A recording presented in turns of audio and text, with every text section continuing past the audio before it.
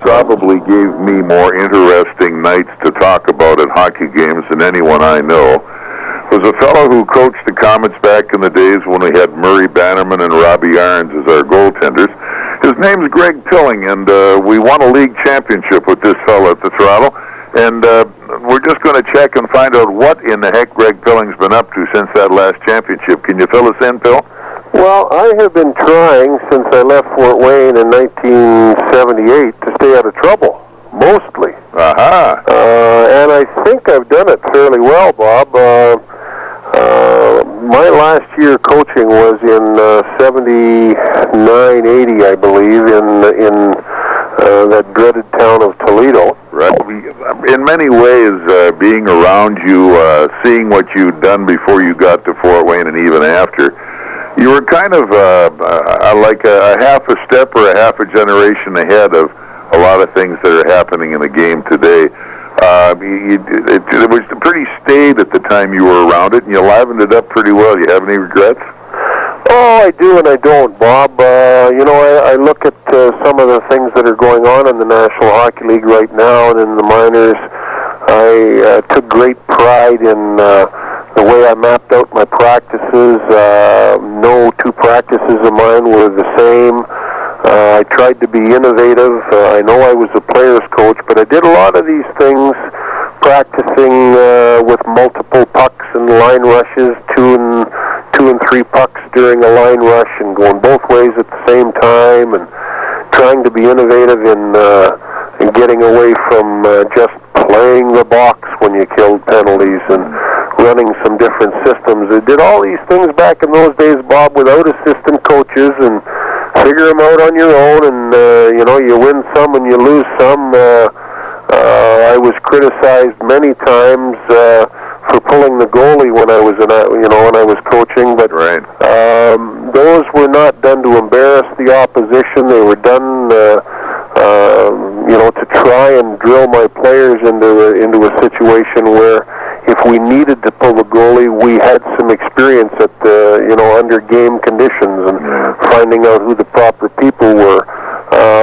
There were some shallow thinkers and some very staid opinions in hockey back in those days. Some of their opinions about me were that I was a wacko and a little bit flaky. I always liked a good time, but I never ever jeopardized 2 points for my team. Yeah. The regrets that I have, I regret to the bottom of my heart that I ever left Fort Wayne. It was the greatest city that I was ever in as far as media was concerned and fan support. It was just a wonderful city, and I should have had my head read for leaving there. Many times I've cursed myself for leaving Fort Wayne. I don't know if the people realize what a beautiful city they have there.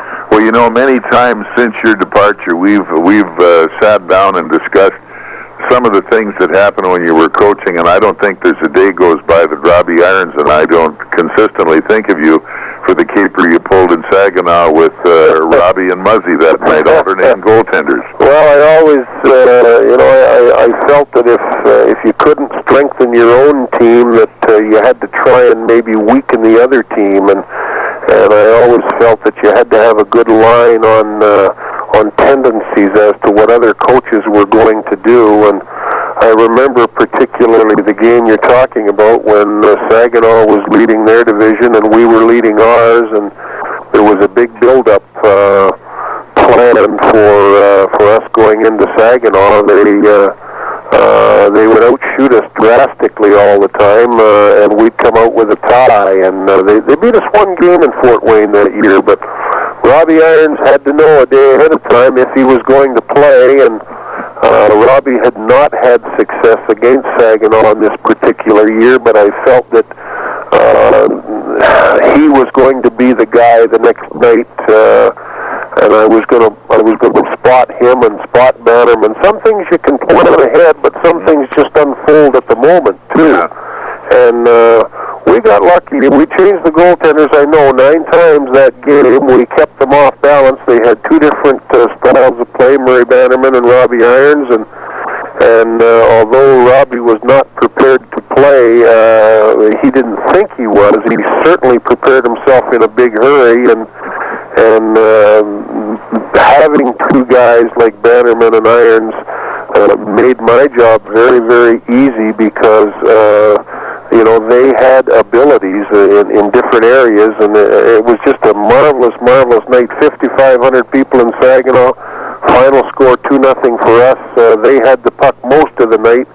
The only time we saw it was to face off at center ice and dump it out of our own end, but it was great. Yeah, in fact, as I recollect, we came into that building tied in points, and we won 2-0 and moved up to lead the league, and we weren't caught the rest of the regular season. Yeah, that's exactly right. And I tell you, it kept Saginaw off base. They didn't know what we were going to do. They liked to match lines, and they had a real good hockey team, but we were in their building, and it was upsetting to them that we were pulling this change the goaltender thing. Robbie'd make a great save, and I'd hook him and put Murray in, and Murray'd make a great save, and the benches were right side by side, and I'd say, get that guy out of there, he's too good for this league. And Saginaw was getting very, very frustrated, and all that would happen was the next guy that went in would make a great save, and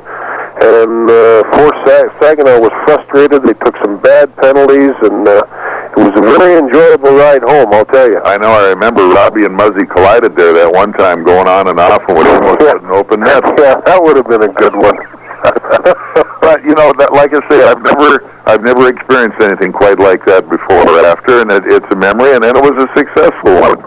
And those are the kind of things, of course, that you build on. And I think today everyone is accepting the fact that every sport is a promotion as much as it is a game. And in the old days, you didn't dare do anything to upset the pristine atmosphere of a game in progress. Oh, no, that's exactly right. The name of the game, as far as I always felt, was entertainment. You're vying for entertainment dollars all along the way. You always had to be a bit of a salesman, and I always tried to convince my players it was just a selling job, that, hey, what they were doing was worthwhile. And I truly believe, it's funny that I'm in the sign business now, but I truly believed back in those days, and I told my players that sports is one of the few occupations in the world where you physically sign your name to your work each and every night in front of thousands of people. So go and do a job and be proud of it, because you are signing your name to your work. There you go, Gregg Pilling, his philosophy. And we were having lots of problems with the long-distance line, but I didn't want to stop it at that point because we were about at the end of the interview. And when you get all the way out to that particular point in Edmonton, you just are happy that the lines are still up, and that's it. So Trudeau remembers Gregg Pilling, and Gregg remembers Bruce because I think you were in Johnstown when he was coaching in Philadelphia. Yeah, and he was the only... What I thought of him was, what a goon coach. I mean, he'd sit back there. They had the toughest bunch of guys in the world, and every second shift was a bench-clearing brawl, and he'd be on top of the bench screaming at us to get us and everything else. And that was my introduction to Gregg Pilling, and boy, I thought he was just a tough nut. Well, you, of course, playing in Johnstown where Slapshot was made, well, you had to expect whatever you got. And that was the year, too. That was the year that Slapshot was done, and he had a bunch of guys in Philadelphia coached, and they made our guys look weak, and we had a bunch of tough guys, as the movie dictates. And but that was it. It was funny. And the leader of the pack, Mike Panassi. Yeah. Oh, what a goof that guy was. Wasn't he, son? Well, he was a heck of a hockey player when he wanted to be, though. Yeah, but I'll tell you, he was only one of about 8 that they had. They had Jim Troy. They had these Troy brothers. Oh, yeah. And one of them now is Jim Troy, the guy that was real goofy. They had Mike Busniak. They had a whole whack of them. But Jim Troy is one of the leaders in the WWF and behind the scenes right now. So he just took it another step further. There you have it. That was Gregg Pilling's team, the Philadelphia Fire.